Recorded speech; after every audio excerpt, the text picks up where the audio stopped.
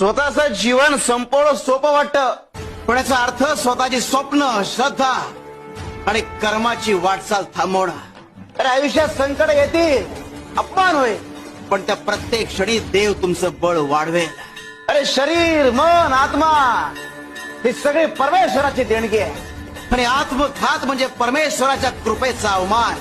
जिथे संकट सहन करण्याची ताकद आहे तिथे विजय देखील आहे. अरे तुम्हाला वाटेल की तुम्ही हरलात, पण त्या क्षणी देव तुमच्यासाठी एक नवीन दिशा ठरवतो.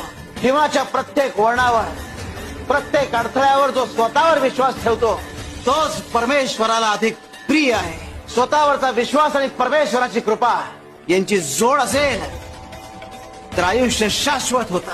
लढा, कारण संघर्षाचं फळ एक कायम गोड असतं. आणि जिथे श्रद्धा तिथे परमेश्वर. शिव हरी शंकर, नमामि शंकर, शिवशंकर शंभो.